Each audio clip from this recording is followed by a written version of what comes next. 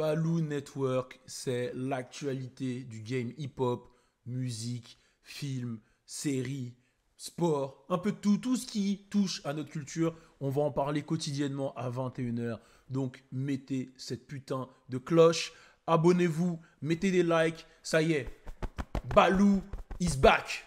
Et quand je dis Baloo is back, vous allez dire ah non mais tu dis tout le temps que t'es back, t'es back. Non là, il m'a fallu du temps. Là, j'ai mis du temps d'absence là l'année dernière pour me retrouver, pour retrouver ma passion, etc. Parce qu'à un moment, quand t'es partout, il faut me comprendre. J'étais partout en même temps. Tu peux te perdre toi-même. Je me suis retrouvé. Je comptais revenir fort en janvier, mais j'ai eu un gros décès, rest in peace, à mon gars Ayala, Maybach Mali, qui m'a touché et qui m'a fait me défocus un peu de ce game YouTube, des réseaux, etc. Comme voilà, je suis pas revenu comme je le voulais. Et il y a une série qui m'a fait faire le deuil, entre guillemets, qui m'a accompagné pendant le deuil de mon gars, c'est la série Snowfall. C'est la série Snowfall. C'est une série qui m'a accompagné, qui m'a fait voir les choses différemment, parce que c'est une série qui se passe à Los Angeles. C'est une série qui explique le pourquoi du comment, la violence, le crack, tout ce qui se passe à Los Angeles. Sachant que pour ceux qui ne savent pas, j'ai perdu mon associé avec qui on collaborait, Raskel, moi, Louis, etc., et qui devait nous aider. On avait des plans pour le French Plug International. On l'a perdu d'une manière tragique. Il s'est fait tuer chez lui. Donc, c'était vraiment difficile à encaisser. Et moi, j'avais jamais regardé Snowfall avant. Je fais partie des mecs, des nouveaux Snowfallers. Et c'est mon gars Malcolm, tout le temps Malcolm le caméléon, il me disait Snowfall, Snowfall, Snowfall. Je me suis dit, vas-y, je vais regarder. Et en fait, ça a été comme ma thérapie, en fait. Comme ma thérapie de ce qui se passe à Los Angeles. Et ma thérapie et qui m'a permis de passer à autre chose de ce deuil. Donc voilà. Donc là, je peux affirmer que c'est bon. Je suis prêt, j'ai les épaules pour vous accompagner tous les jours à 21 h. Baloo Network, moi, face caméra, comme d'hab, qui raconte l'actualité, mais qui parle aussi de mon vécu. Parce que je veux pas juste être là et raconter l'actualité, tout le monde peut le faire. Il y a un vécu, il y a une réflexion derrière. Et bon, je pense que pour ceux qui me suivent, vous savez, et les nouveaux followers, bah, vous allez comprendre mon vécu. Donc, bienvenue dans Baloo Network tous les jours à 21 h. Et aujourd'hui, le sujet, c'est Motherfucking Snowfall. Avant de commencer à parler de Snowfall, qui est pour moi un classique, je le dis tout de suite, je vous invite tous, voilà, à me suivre. Alors, je sais qu'il y en a qui sont perdus sur mes chaînes. Baloo, t'as combien de chaînes? J'en ai que deux. En plus de celle sur laquelle vous regardez tout de suite, où il faut vous abonner, voilà, ma chaîne actuelle, Baloo, voilà. Mais j'en ai que deux. Nation Plug Studio, c'est là où je vais mettre mes réalisations, mes sketchs, tous mes délires, plus entertainment humoristique. Et Good Time Show, c'est une émission que j'ai fait avec Alisha tous les matins. On est là à 7 h pour vous accompagner, pour que vous passiez un bon moment. Donc il n'y a que ces deux chaînes. Voilà, vous prenez pas la tête. Il n'y a que ces deux chaînes qui sont mes chaînes personnelles, à moi, Baloo. Baloo. Après, il y a mon média French Plug, mais ça, c'est un média, c'est autre chose. Mais là, il n'y a que ces deux chaînes qui sont mes chaînes, en plus de celles sur laquelle vous me regardez là tout de suite. Donc, vous prenez pas la tête, il n'y a que ça. Le reste, c'est pas moi ou... Voilà. Il n'y a que ça. Ça bouge vraiment pas. Et sur cette chaîne que vous regardez, Baloo, vous pouvez remettre la cloche. Vous pouvez être prêt parce que Baloo is motherfucking back. Tout de suite, on parle de Snowfall. Alors, Snowfall, comme je vous l'ai dit, c'est une série qui m'a permis de faire une thérapie. Parce que si tu n'as pas suivi Snowfall, il va y avoir un peu de spoiler, mais je dirais quand il y aura du spoiler. Snowfall, c'est une série qui se passe à Los Angeles, dans les quartiers, voilà, South Central, dans les quartiers chauds de Los Angeles. Et c'est une série en fait qui retrace la vie de la famille Saint, voilà, qui est focus sur le personnage principal qui est Franklin Saint, un personnage qui a été inspiré de Freeway Rick Ross. Freeway Rick Ross, que vous connaissez hein, pour la plupart, c'est de là d'où tient son nom Rick Ross, fait partie des plus grands drug dealers des États-Unis. Quand on pense des plus grands drug dealers, on pense à Larry Hoover, Big Mitch, voilà, il y a BMF, Larry Hoover, enfin voilà, on sait. Et le truc en fait, c'est que il y a beaucoup de gens qui idolâtrent les séries de gangsters, ceci, cela. Cette série, elle a été faite par John Singleton. Il y a d'autres personnes à la réal, mais le nom qui ressort, c'est John Singleton. John Singleton, c'est un fucking classic man. Tu vois, John Singleton, c'est un mec dans la culture qui a le même poids qu'un Spike Lee. C'est un mec, quand il fait des films, c'est pour la culture. C'est pas des films, c'est des films pour la black culture, c'est des films qui dénoncent des faits de société, qui dénoncent ce que vit les Renois à travers une réalité qui est souvent très très très très dure à regarder. Quand tu penses à John Singleton, le premier truc qui te vient à la tête, c'est Boys and the Hood. C'est forcément le premier truc qui te vient à la tête parce que c'est son premier classique. D'ailleurs, on en reparlera après de Boys in the Hood, mais il y a Poetic Justice que vous connaissez tous. Dans le plus connu, il y a Baby Boy. Tu penses à Baby Boy, Tyrese, Taraji, Snoop Dogg, tu vois. Too Fast, Too Furious, bref. Et il est décédé en 2019. Donc, rest in peace, mais c'est lui qui a l'initiative de ce show. Et pour la petite anecdote, ce show, bah, comme j'ai dit, il est inspiré de Freeway Rick Ross. Et il y a Freeway Rick Ross qui lui-même qui dit que quand lui, il a commencé à écrire son livre, il avait, vous savez, quand vous faites des livres, vous avez une phase de test où vous les faites lire à des gens, vous en imprimez que 50. Et John Singleton, il lui a carrément acheté le livre, il a mis les thunes pour lui acheter, et clairement, il s'est inspiré du bail. Le seul petit truc, c'est que Freeway Rick Ross, il explique qu'il n'a pas été impliqué dans le truc. Il n'a pas été impliqué dans le truc, et que on lui a proposé d'être consultant, mais lui, il voulait un rôle. Voilà, il s'est dit, on s'inspire de ma vie, je veux un rôle quand même plus important. Je veux un rôle plus important. Bon, ça, c'est un truc qui n'a pas matché, c'est dommage, mais ça n'enlève rien à la beauté de la série. Il raconte même, Freeway Rick Ross, qu'il a rencontré Franklin Saint, qui est l'acteur principal, qui joue son rôle. Enfin, c'est pas vraiment son rôle, mais voilà, vous avez capté. Et Franklin Saint, il lui a fait son éloge, enfin, son éloge, il l'a respecté, il lui a dit que, voilà, il a beaucoup étudié ce qu'il faisait, etc., pour pouvoir en arriver là. Le but de cette série, c'est pas faire l'éloge justement des drug dealers, etc. Et c'est ça qui est beau dans cette série, c'est que ça te fait comprendre le pourquoi du comment les dealers deviennent des dealers. Pourquoi du comment les consommateurs de drogue, de crack en particulier là, deviennent des consommateurs de crack. Ça te fait comprendre pourquoi les mecs de la CIA ont mis de la drogue dans les ghettos. Ça te fait comprendre le point de vue en fait de tout le monde. Et en fait, c'est pas une série manichéenne où il y a le gentil et le méchant. Non, chacun se bat pour son intérêt personnel. Le jeune dealer, il se bat parce qu'il a l'impression de ne pas exister dans cette société et qu'il n'y a rien qui est fait pour lui. L'école, tu vois, le système éducatif, tout est payant, tout est difficile. Il n'a pas d'oseille, il n'a pas de truc et il se retrouve dans ça. Le jeune consommateur, il y a des choses qu'il vit qui sont difficiles, des ceci, cela, il se retrouve dans ça. Le mec du CIA, il le fait pour une raison, financer la guerre contre le communisme. Le mec du KGB, et voilà. Et en fait, tu as le point de vue de tout le monde, tu as le prisme de tout le monde. C'est pas un truc où tu dis, oh, il y a les gentils, les méchants. Et ça, j'ai trouvé ça magnifique. Et tu peux détester personne. Même si, bon, à un moment, Louis m'a énervé. Bon, ça, c'est pour ceux qui ont vu la série qui comprendront. Mais c'est une série qui est écrite à la perfection. Vraiment. Genre, je trouve que ce qui m'a choqué dans cette série, c'est l'évolution des personnages.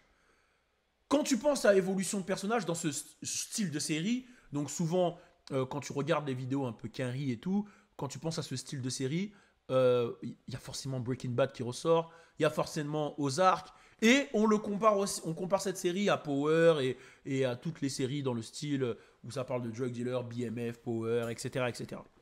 Mais moi, je vais faire une grosse comparaison avec Breaking Bad sur l'évolution du personnage, qui est Franklin Saint, qui, au départ, est un petit mec tranquille de son ghetto, limite, je ne vais pas dire bouffon, mais limite, tu vois, un petit mec normal, en fait, qui n'est pas dans ça, qui ne connaît pas les codes. Et en fait, tu suis sa transformation en méga drug dealer. Et c'est une transformation qui est faite par le vécu, par des choix, par des... En fait, c'est comme si il est devenu le produit de la société dans laquelle il était, et ça l'a transformé en Franklin motherfucking Saint. Et ça, c'est incroyable. Et on a ça dans Breaking Bad avec Walter White, qui lui a un cancer, il est en phase terminale, si je dis pas de bêtises, enfin il est en phase, pas phase terminale, mais phase 3 ou phase 4, je sais plus exactement. Excusez-moi, j'ai pas les termes. Reprenez-moi dans les commentaires, mais il sait qu'il va mourir dans peu de temps. Et ça le pousse à vendre de la meth. Et tu vois l'évolution de ce qu'il fait. Il le fait pour mettre à l'abri sa famille. Et au final, au début, c'est pour mettre à l'abri sa famille. Et plus il avance, plus ça devient pour son ego personnel et il se perd dans son ego et il se retrouve seul et il meurt dans son ego. On a une évolution un peu similaire avec Franklin Saint et je trouve ça incroyable comment ça a été fait. Mais ce que je trouve encore plus incroyable, c'est que tu as l'évolution de Franklin Saint, mais tu as l'évolution de tout le monde. Là où dans Walter White, dans Breaking Bad, c'est vrai qu'il y a des personnages forts. Hein. Tu penses à Gus, qui est incroyable. Tu penses à Saul, qui est incroyable. Il y en a plein des personnages incroyables. Et bah, tu vois pas une évolution de ces personnages. Tu t'apprends à les connaître, tu vois comment ils sont, tu connais leur caractère, etc. C'est super bien fait. Dans la série Snowfall, tu vois l'évolution d'au moins 10 personnages. 10 personnages et je trouve ça incroyable comment ça a été fait, tu vois. Genre, suivre une évolution de 10 personnages comme ça, c'est pas donné à toutes les séries. Je pense à par exemple Jérôme. Jérôme, attention, on rentre dans le spoiler pour ceux qui n'ont pas suivi. Là, je rentre dans les trucs, je vais un peu plus en profondeur. Je pense à Jérôme, qui est son oncle, qui au départ, c'est un petit mec tranquille, qui vend sa petite weed, qui fait de mal à personne, et qui va rentrer dans un business qu'il ne voulait pas de base. Il voulait pas vendre ce crack de base. Enfin, d'abord, qui était de la cocaïne. D'ailleurs, ça, c'est un truc de fou. C'est que tu vois même le crack, comment ça s'est fait. C'est que d'abord, il va chercher de la coke chez les Colombiens. Comment il s'appelle déjà le Colombien? Ah, j'ai oublié. Il va chercher de la coke chez le Colombien. D'ailleurs, son premier truc, c'est 12 000 dollars de coke. Et vous allez comprendre pourquoi le 12 000 dollars. Et cette coke, il apprend à la transformer en cocaïne en rencontrant un mec à Auckland en crack, pardon, en rencontrant un mec à Auckland qui lui explique parce que le crack, en fait, ça te permet de le vendre moins cher, tu peux en avoir plus et ça fructifie ton oseille, mais le crack, ça transforme ta communauté en zombie et elle est là la grande problématique. Et son oncle Jérôme, il voulait pas ça. Il voulait pas, lui, il savait que la coke, ça allait avec les meurtres, ça allait avec plein de choses et il voulait pas. Et il a accepté. Déjà pour prendre les patins de son neveu parce qu'il savait qu'il n'avait pas les épaules et parce qu'il s'est dit, putain, ça peut aussi être une opportunité financière, mais si tu regardes le départ, il ne voulait pas. Tu vois une évolution du personnage et tu vois que le mec qui voulait pas ça et le mec qui a toujours été, entre guillemets, le protecteur, comme le daron en fait de Franklin Saint, il devient un leader de la drogue et il commence à se transformer malgré lui. Et il aime pas sa transformation et on le voit à la fin dans les derniers épisodes. Il aime pas cette transformation, il a le seum. Il aime pas ce qu'il devient. Lui, c'est un mec de sa communauté qui est là pour la communauté au départ. Et à la fin, il se rend compte quand il va voir le garagiste. Il y a des gens qui tournent autour de lui. Son garagiste, il a plus confiance en lui parce qu'il se dit, lui, c'est un mec à problème. Je vais me faire tirer dessus. Tu le vois, il déteste ce qu'il est devenu. Il fume sa petite clope solo. Il bute une meuf avant ça. Enfin, il est rentré dans un truc où, là, ça devient du œil pour œil, dent pour dent. Tu vis plus, tu regardes plus autour de toi, t'es plus heureux. Il y a des gens qui sont morts, qui devaient pas être morts. T'as l'impression que tu portes ça sur tes épaules. Et lui, il vit plus cette vie. À la fin, il va voir Louis et lui dit, Louis, sa femme, il lui dit, hey, mon neveu, c'est devenu un fou. J'ai perdu trop de gens. Moi, je veux arrêter. Viens, on se barre en Jamaïque. Et malheureusement, il prend la décision qui va commettre la fin de Jérôme, très gros acteur, qui a d'ailleurs réalisé, je crois, le 8e épisode de la saison 6. Très gros acteur, incroyable le taf, vraiment big respect. Comment il a joué le Uncle, il a des classiques. L'évolution de Louis est incroyable. Au début, c'est la petite meuf qui vit dans l'ombre de Jérôme, qui a un passé très très compliqué, qui est une bonne, qui est une meuf qui sait négocier, qui sait parler. Au début, c'est elle qui négocie avec la meuf, la Claudia. C'est elle qui négocie pour Franklin, donc elle prend du galon et ça lui permet ce galon-là, en fait, lui permet de combler ses blessures du passé. Combler ses blessures du passé et qui lui donne un ego, qui lui permet d'exister en fait, ce qu'elle devient, ça lui permet d'exister. Tout ce qu'elle n'a pas pu vivre avant, elle le vit à travers, là, son succès dans la drogue, etc. Et c'est ce qui va la pousser à faire des choses, entre guillemets, rentrer en conflit avec Franklin, parce que c'est elle, hein, la source du conflit, c'est-à-dire double Franklin avec avec Teddy et elle rentre en conflit avec lui et ça crée une guerre familiale et ça crée des trucs incroyables et l'évolution du personnage est magnifique. Sissi, la mère de Franklin, incroyable personnage. C'est un personnage magnifique, vraiment. C'est un personnage qui, au départ, elle est contre tout ça. Elle est contre tout ça. Tu vois, c'est une mère célibataire, enfin pas bah si célibataire, qui élève son fils vraiment de manière droite, tu vois, vraiment droite. Elle est vraiment droite. Son homme, c'était un Black Panther, donc tu sens qu'elle a quand même un pied dans tout ce qui est aider la communauté. Un Black Panther qui a pété un câble et qui a fini à la rue à cause de trucs avec le FBI, la CIA, etc. Parce que vous le savez, à l'époque, les Black Panthers, ils étaient infiltrés. Ils étaient infiltrés par leurs propres proches. Je vous invite à voir le film Jesus and the Black Messiah, réalisé, produit en tout cas par Ryan Coogler, qui est très très très très fort, hein, ce film. Donc je vous invite à aller le regarder et vous allez comprendre comment. Et ça, je pense que c'est aussi une ref à l'histoire parce qu'il est très fort. John Singleton, il a été très fort et son équipe à faire des refs à ce qui s'est passé de manière historique. Et c'est pour ça que je l'ai comparé beaucoup à Spike Lee et à ces mecs-là, parce que c'est des mecs qui sont dans ça, en fait, qui sont dans la communauté et dans les refs historiques, entre guillemets. Donc, beaucoup, beaucoup, beaucoup de respect pour eux. Donc, Sissi, elle passe de ça à la meuf qui va protéger son enfant du CIA parce qu'elle ne veut pas mourir et qui va l'accompagner dans son trafic de drogue. Et son père même rentre un moment dedans jusqu'à voilà, partir en couille et vouloir dénoncer, avoir le côté Black Panther qui revient, vouloir dénoncer ce que son fils fait, le fait que le CIA, ça soit le CIA qui détruise la communauté, qui ramène la drogue dans les quartiers pour leur intérêt personnel et pour l'intérêt de l'armée américaine. Et voilà, et tu vois leur évolution aux deux, au père et la mère. Tu vois le père qui a aucune relation avec sa mère et son fils, qui devient après, qui revient dans la famille, qui réessaye de devenir le protecteur de sa famille, qui ensuite reprend son rôle de Black Panther, il dénonce le CIA et qui finit par se faire tuer ou pas, parce qu'en vrai, on ne sait pas vraiment. Ça se trouve qu'il y a des spin-offs qui arrivent où on va apprendre que non, par Teddy. Léon, oh là là là là là là, Léon, le personnage Léon, peut-être l'un de mes préférés. Léon, l'évolution du personnage Léon, elle est magnifique. Léon, oh, c'est le bras droit, c'est le petit de la street, bras droit de Franklin. C'est lui qui est le mec de la bagarre, c'est son meilleur ami. Et lui, il est là, il est about this business, comme ils disent, I'm about my business. Comme ils disent les Quinry, lui, il est à propos de ça. Lui, il aime, lui, c'est un petit de la street, il est là, il est sur le rinté. C'est pour ça d'ailleurs que Franklin, il l'implique autant dans le bail, parce que lui, il est là. Il y a la scène mythique en prison, là, où Franklin, il se fait tabasser en prison par un gars de leur quartier en plus, avec qui il avait déjà eu des embrouilles par le passé. Et il y a Jérôme et Léon qui arrivent le voir. Jérôme, il est touché parce que c'est son neveu. Et Léon, il arrive, il lui dit, mec, défonce-le. Quand tu arrives, moi je suis passé par là. La première chose que tu fais quand tu arrives, tu le défonces, tu te fais respecter. Montre-lui qui t'es.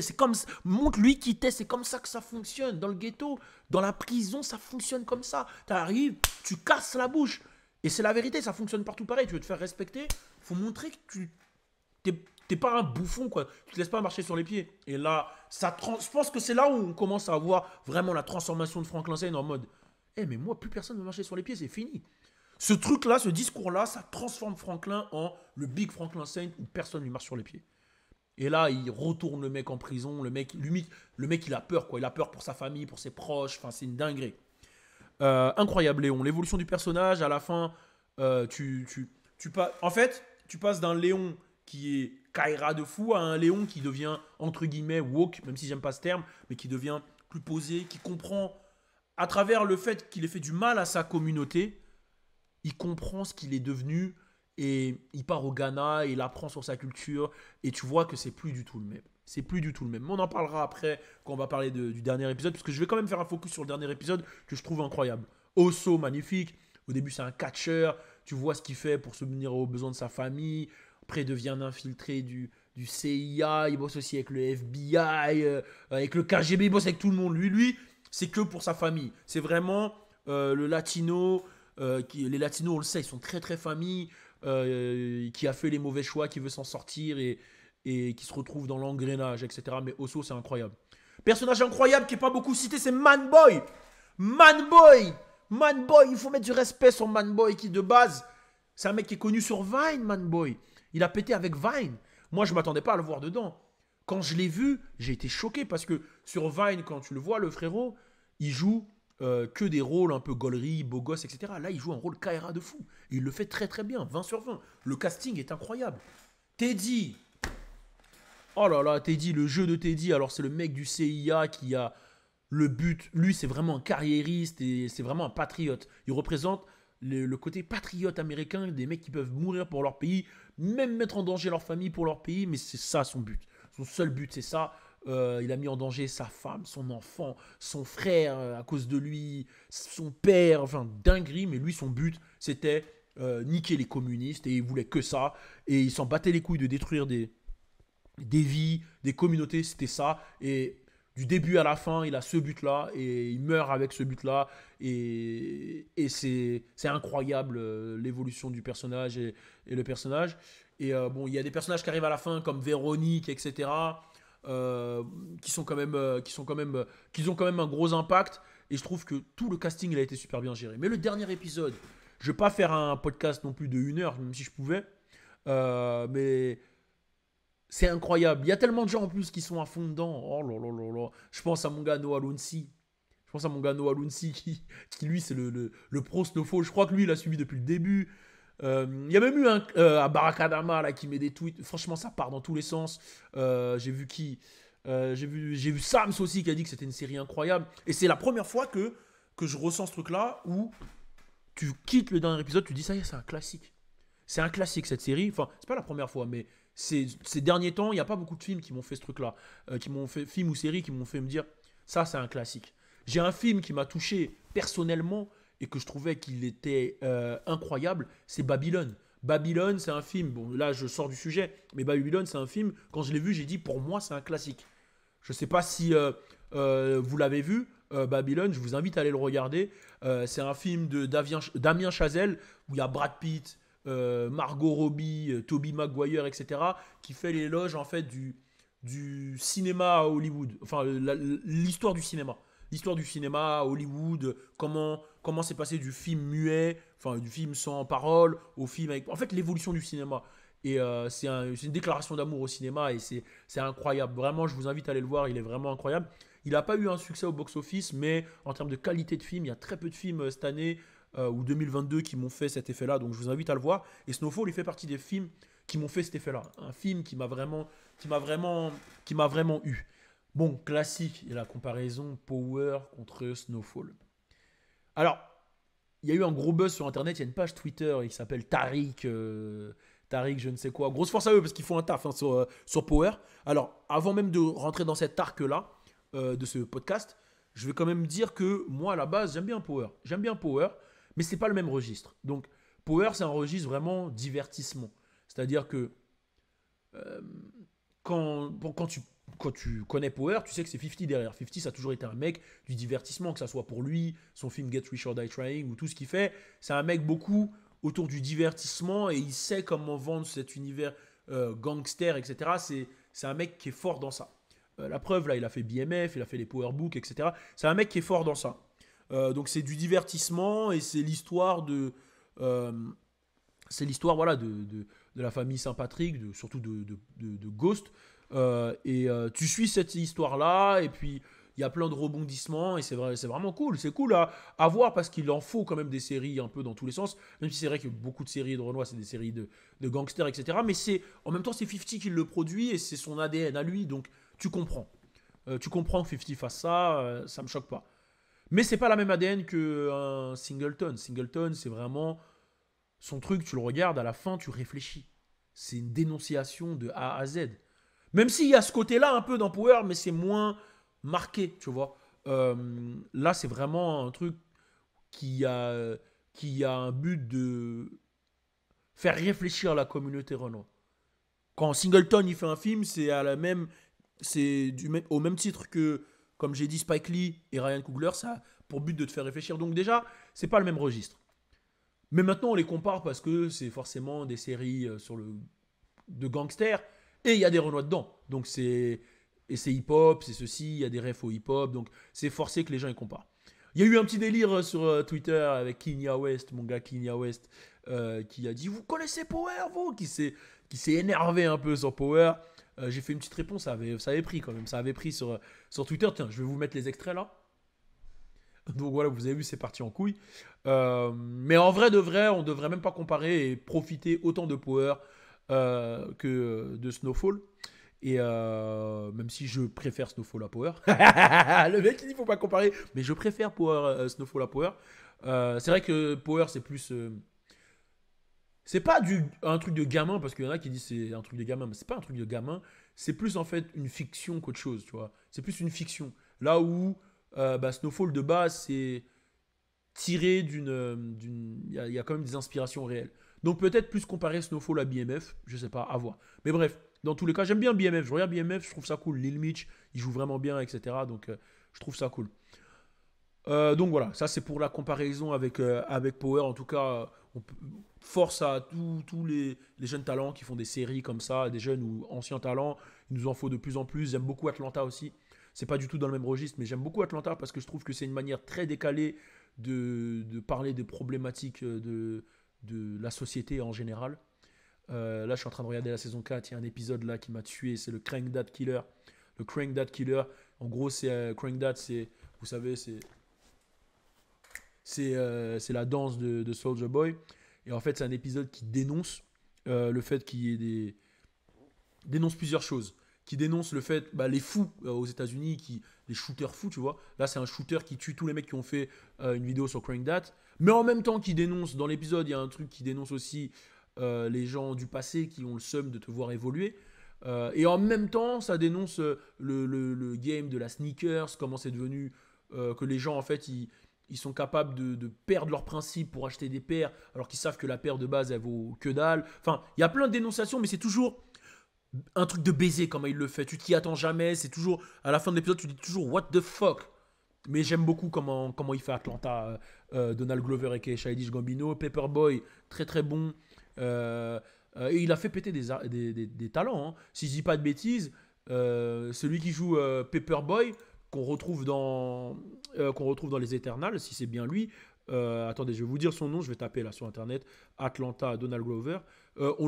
J'ai l'impression qu'après avoir fait Atlanta, une série qui a commencé, je crois, en 2016-2017, si je dis pas de bêtises, ou un peu avant, il y a plein de mecs qui ont pété en fait de cette série. Je pense aussi au mec qui joue le pote de Paperboy. Attendez, je vais vous trouver tous les noms comme ça, vous allez capter, vous allez capter le délire.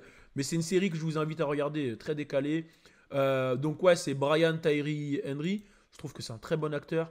Je sais pas si c'est Atlanta qui l'a fait péter, mais depuis j'ai l'impression de le voir beaucoup plus.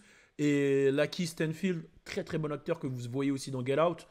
Il a un rôle incroyable vous le voyez dans Get Out, dans Jesus et the Black Messiah que j'ai cité tout à l'heure aussi, il est dedans.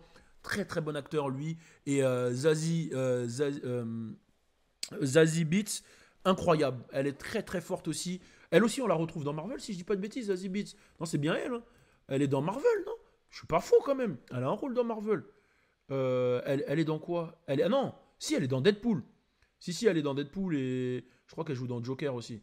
Ouais, je suis pas fou alors. Donc voilà, donc ouais, il a vraiment découvert des gros, gros, gros talents, ce mec-là, et il en a fait péter. Donc grosse force à Donald Glover aussi qui fait un gros, gros, gros taf. Là, j'ai cité les noms, allez checker. Hein. Voilà. Si on revient sur Snowfall, donc on va parler du dernier épisode qui pour moi est un épisode. Bon, c'est pas Singleton du coup qui l'a fait, mais c'est un épisode qui met une baffe de réalisation de A à Z. Donc l'épisode il commence au bar où tu vois Franklin qui prend son whisky. Donc il faut savoir que Franklin de base, dans la saison 1, il dit qu'il boit pas parce que ça a des effets négatifs sur lui. Et là tu commences à le voir boire. Et tu vois déjà qu'il est dans un état, tu vois son ongle là, il a une espèce de. Tu vois quand t'es rouge à l'intérieur de l'ongle, là, comme quand tu t'es blessé, etc. Limite on dirait c'est un début de panari quoi. Tu vois qu'il son ongle, il boit de l'alcool, tu te dis ah là c'est pas bon, tu vois. Et le logo Snowfall qui apparaît, il est en cendre. Donc tu te dis putain, cendre c'est la fin de quelque chose. Donc tu te poses des questions. Moi, avant que l'épisode sorte, je me suis dit, il va mourir. En fait, je savais pas comment ça allait finir. En fait, la fin, quand je l'ai vue, je me suis dit, elle est logique, mais je savais pas comment ils allaient finir ça. Et j'avais peur parce qu'en général, c'est vrai qu'il y a des séries qui peuvent te laisser sur ta faim. Je pense à Game of Thrones, qui m'avait laissé sur ma faim. Power, la mort de Ghost, ça m'avait laissé un peu sur ma faim. Breaking Bad, ouais, non, c'était cool. C'était cool, mais c'était pas non plus waouh. Il y a des séries, il y a beaucoup de séries qui m'ont laissé sur ma faim, tu vois. Et celle-là, j'avais peur. Mais pas du tout déçu. Logo Snowfall en cendres. Léon qui. Ensuite, Franklin qui va voir Léon qui lui dit. Mais 3 millions. Qui lui dit j'ai besoin d'argent. Léon qui lui dit qu'il a 3 millions. Franklin qui lui propose un plan. Et Léon là qui joue son rôle de. Qui joue le rôle justement du pote qui est devenu woke et qui se dit non, si je lui donne dans mes 3 millions, il va encore plus tuer notre communauté. Et vu comment là il est déter, il va faire des dingueries. C'est pas bon. Donc il lui dit non.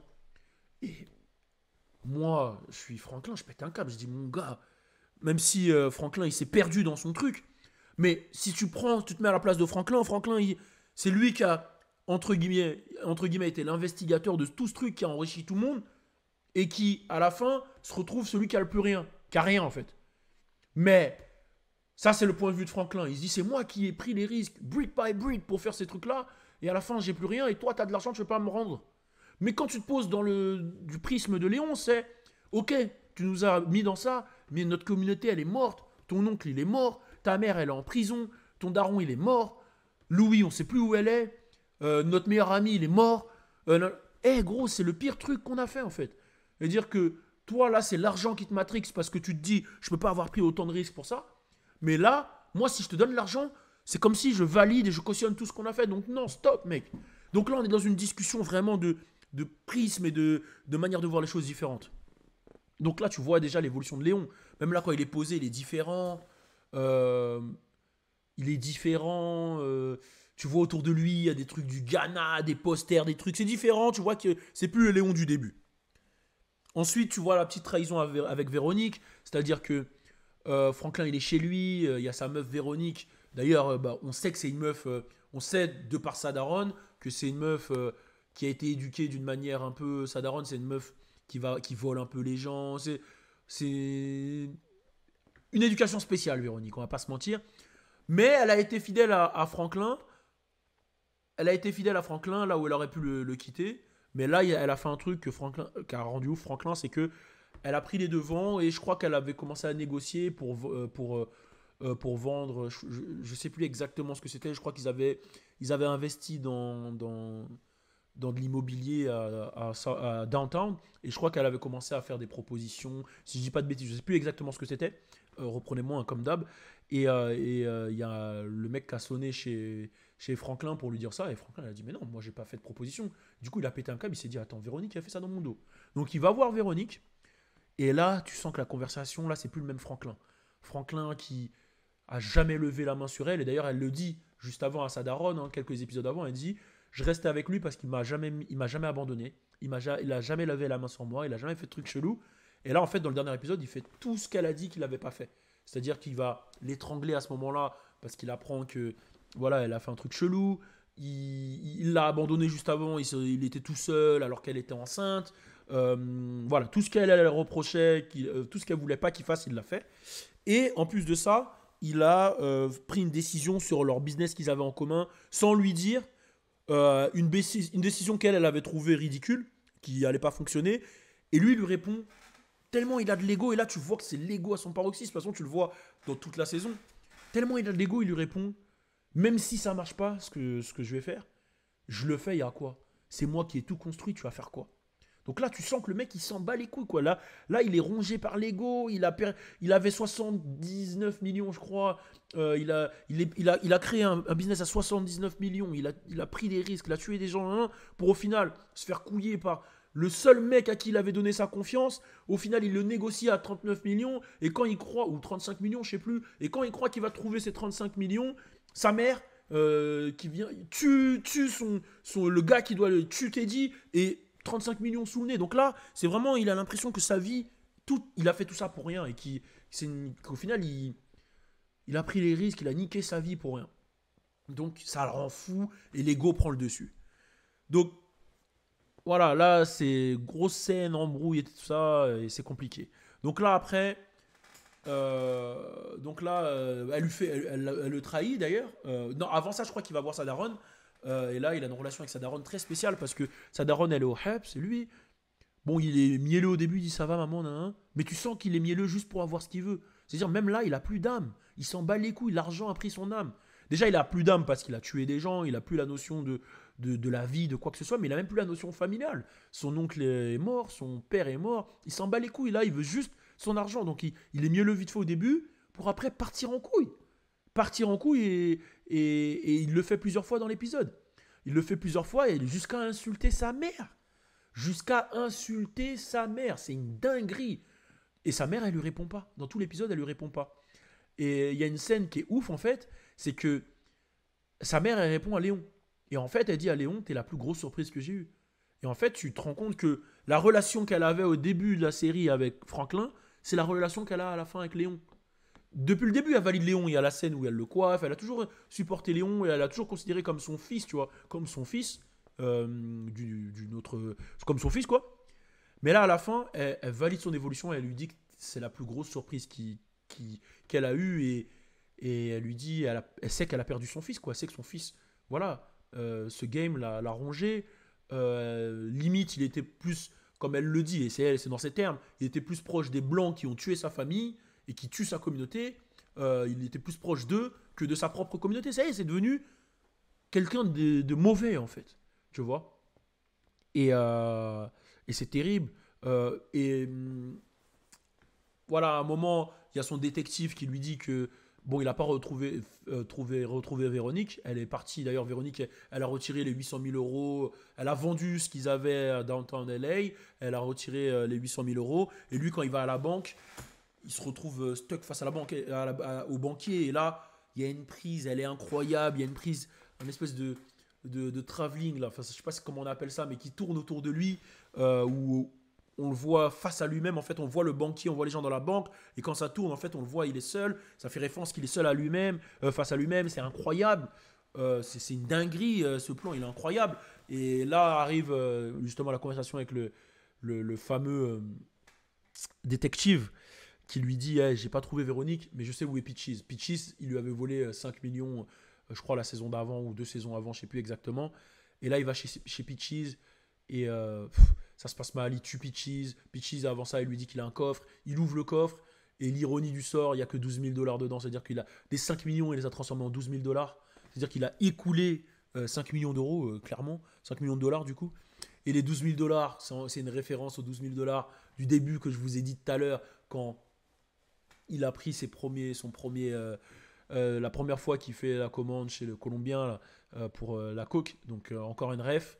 À la fin, il marche avec Léon. À la fin, donc là, il y a ce bull. On avance dans le temps et là, je crois qu'on est quelques années après. Je sais plus exactement combien d'années après. Et là, on voit Franklin complètement. Il est dans sa maison. D'ailleurs, qui voulait vendre et c'est pour ça qu'il allait voir sa mère pour avoir un peu de thunes. Sa mère, elle lui a pas répondu. Il voulait la signature de sa mère. Sa mère lui a pas répondu. Il se retrouve dans sa maison complètement défoncé, les dents dégueulasses. La maison, elle est dégueulasse. Lui, c'est devenu en fait tout ce qu'il détestait et qu'il voulait pas être. Il est devenu. Il est devenu tout ce qu'il détestait. Tout. En fait, il a tué sa communauté. Il est devenu les gens qu'il a tués dans sa communauté. Et Léon qui arrive, et déjà là, tu sens déjà à quel point le quartier c'est une dinguerie. Quand il arrive, il y a deux petits devant la maison de. Il arrive pour voir Franklin, il y a deux petits devant la maison qui lui disaient t'es qui toi? Sachant qu'avant c'était lui qui tenait ce quartier. Ça veut dire que quelques années après on l'a oublié. Donc ça te montre à quel point même l'ingratitude du quartier ou même que tu te bats pour un truc que tu posséderas jamais parce que ça va avancer, les gens ils vont t'oublier. Et là tu te dis putain chaud. Donc il arrive, il se représente, il dit j'ai vécu ici, j'ai grandi ici. Il arrive, il toque chez Franklin, il rentre. Et là il voit un Franklin comme il l'a jamais vu. Dépravé, bourré, défoncé. Un Franklin qui fait des blagues d'ailleurs, qu'on voit beaucoup plus blagueur et tout. Et la conversation, elle est incroyable parce qu'il parle, il converse. Et là, il y a plein de références qui se font. C'est là, ils sont à l'endroit du début où on les a découverts dans leur quartier. Euh, euh, il marche et quand il marche, à un moment, il passe devant un groupe de jeunes un tournage avec justement un groupe de 3 jeunes acteurs. On voit l'équipe de Real, etc. Il y a Franklin qui dit Eh, vous aurez jamais d'Oscar. Et là, on voit très bien que c'est une référence à Boys in the Hood de John Singleton et que le Real, c'est John Singleton. Bon, tu vois Trey, Ricky et Doughboy, tu vois, quand ils sont petits là dans la série, enfin dans le film. Donc, c'est une référence à Boys in the Hood. Et ce qui est fou, même, il y a tellement de rêves, c'est que dans Boys in the Hood, dans le trailer, ils disent, il y a une phrase qui revient, ils disent It's hard to be a saint in South Central LA. C'est dur d'être un saint à South Central LA. Il s'appelle Franklin Saint. Donc tu vois, il y a trop de rêves, c'est incroyable. La phase des Oscars, elle est incroyable parce que, en fait, dans des interviews, John Singleton, etc., il explique que quand il tournait Boys in the Hood, justement, il y a les grands drug dealers qui disaient Vous allez jamais avoir d'Oscar, tu vois. Et la conversation entre Franklin et Léon de la fin, elle est incroyable. Léon, avant cette conversation de fin, Franklin qui va dans le magasin où il travaillait de base, et c'est une grosse rêve. Il travaillait là-bas, il est devenu un boss, là il se retrouve encore là-bas. Puis à la fin, il a une conversation avec lui où il lui dit l'autre, il lui dit bah, je peux t'aider à payer tes factures, viens travailler avec moi dans justement le centre de désintoxication qu'on a fait, etc. Il lui explique que Wanda, bon, elle fait de la musique au Ghana, ça se passe bien, etc. Enfin, que ça commence à bien se passer pour elle, enfin, que ça se passe bien en fait de son côté.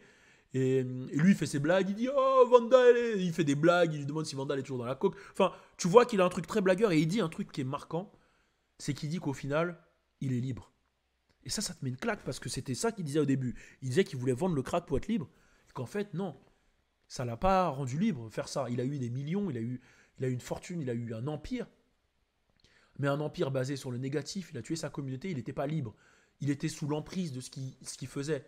Il a tué sa famille, il était sous l'emprise de tout ça en fait. Il ne pouvait pas vivre librement, il ne pouvait pas sortir sans regarder à droite à gauche, s'inquiéter de ses proches, il n'était pas libre, il était le produit de son environnement. Et là, à la fin, il te dit, ouais, mais là, au final, je suis libre. Je suis libre.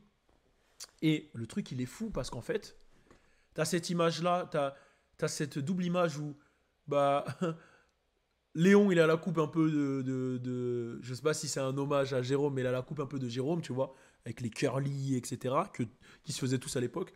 Mon daron, il avait ça aussi à l'époque, trop marrant. Je retrouvais des photos et tout. Mais il y a cet hommage à Jérôme, mais il y a aussi ce truc de, comme elle le dit, Sissi, que Léon, c'est la plus grosse surprise qu'elle a eue. Ben, en fait, tu as ce plan où tu les vois les deux.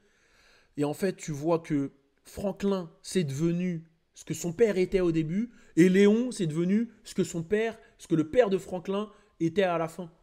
C'est-à-dire un mec pour la culture, droit dans ses bottes, qui est à la tête du centre de désintoxication, etc. Et Franklin, il est devenu ce que son père, il était au début. Un dépravé dans la rue, euh, qui parle de conspiration, du CIA, de ceci, cela. Et c'est une ref encore au début. Et franchement, cet épisode, il a été écrit à merveille. Ça aurait pu être du fan service, hein, le nombre de refs, mais les refs, elles étaient importantes. Il y avait des messages derrière. D'ailleurs, j'ai screené un message d'un gars à moi qui s'appelle Yongsi. Il l'a posté et c'est vrai que c'était fort. Il l'a posté en story et j'ai trouvé que c'était un très très bon résumé. Je ne sais pas si je l'ai sur mon téléphone, mais il avait fait un très bon résumé de ce que c'était. Voilà, il avait écrit Yongsi, grosse force à lui. L'argent n'est qu'un outil, le pouvoir est temporaire, l'ego est ton ennemi, l'entourage est déterminant, le karma a bonne mémoire, la psychologie est ta seule clé face au mind control et brainwash ambiant. Reste concentré, connecté. Mon grand frère me disait toujours, tout ce qui monte trop haut finit par redescendre. Et ensuite, il a conclu par The Wire vient de perdre sa place de numéro 1 dans mon top 3. Donc bon, après sur la fin sur The Wire, c'est son avis à lui. Chacun, vous êtes libre de faire votre avis, mais j'avoue que moi, cette série, elle m'a vraiment marqué et qu'elle est clairement dans mon top 3 et pas forcément troisième. Je sais pas encore, mon top 3, il est très... Voilà, il est très très compliqué, mais c'est une série incroyable et je mets un grand 20 sur 20. Et franchement, il y a Noah Lucy qui a dit un truc, qui a dit que pour lui, là, il a fait une performance mieux que Denzel. Je dirais, en parlant de Damson Idris, l'acteur qui joue Franklin Saint, incroyable. Je dirais pas qu'il a fait mieux que Denzel, mais je dirais que si on avait donné le rôle à Denzel, ça aurait été aussi impactant. En fait, il a joué. Peut-être que la performance elle est mieux si tu prends le fait que c'est un Anglais en fait, qu'il n'est pas de cette culture, alors que Denzel, il est de cette culture, il sait comment s'exprimer, quoi dire, etc. Et Denzel, c'est vrai que quand tu regardes la scène de la fin là, de Snowfall, elle me fait clairement penser à la scène de la fin de Training Day. D'ailleurs, oh là là là là, oh, oh, oh, oh, j'avais oublié, j'ai le t-shirt Training Day là, de Denzel que vous pouvez retrouver sur rarebootleg.com. Hein, rendez-vous sur rarebootleg.com, le lien il est dans la description. Mais voilà, j'arrive à placer quand même une petite promo dedans. Hein. Vous savez, de toute façon, tous mes shows sont présentés par rarebootleg.com. Bref, mais là, ce truc-là, c'est vrai qu'il a ce truc-là. Il y a cette âme-là, la fin en fait. La fin, le discours, la fin où Denzel il est avec son collègue et qu'il y a le You think you can do this to me? Où vraiment, où il dit King Kong ain't got shit on me, où il pète un câble. Tu ressens un peu cet état d'esprit-là dans la fin avec Léon, sauf que c'est un autre caractère et le gars il est apaisé et voilà. Et en tout cas, moi j'ai trouvé que Damson il a été très très chaud, il a su jouer l'émotion de l'amour au début, l'émotion de la haine, il l'a fait très bien, l'émotion de la perte de confiance, de l'ego, du rire, il a su jouer toutes les émotions et ah quel acteur, incroyable, 10 sur 10. Vraiment, je sais pas qui aurait pu jouer ça mieux que lui, vraiment. Et c'est vraiment incroyable. Une série incroyable, je vous invite tous à la regarder. C'était le podcast d'aujourd'hui. N'hésitez pas à l'écouter sur toutes les plateformes de streaming. N'hésitez pas à vous abonner, comme je vous l'ai dit, tous les jours à 21h. Ça ne sera pas forcément des podcasts aussi longs, mais là j'étais obligé de parler longtemps. Ça peut être des trucs de 10 minutes, comme des trucs de 5 minutes, comme des trucs de 20 minutes. Ça va varier. Mais là, Snowfall, j'étais obligé. Donc voilà, c'est moi-même Balou. N'oubliez pas, suivez-moi, justement, suivez-moi sur la page que vous connaissez tous. Ah merde, merde, j'ai disparu de l'écran. Oh putain. Oh là là. Suivez-moi sur la page que vous connaissez tous. Oh putain, j'ai déréglé mon écran là. Oh là là. C'est incroyable ce qui vient de se passer. Suivez-moi tous sur la page que vous connaissez tous. Maintenant, Good Time Show. On fait un show au quotidien avec Alisha tous les matins. Mais n'hésitez pas aussi à me suivre sur Nation Plug Studio. Il y a des choses qui arrivent dessus. C'est là où je vais faire mes réals, mes sketchs, etc. Ça arrive incessamment sous peu. On est ensemble. C'est Balou. Grosse force à vous. Peace.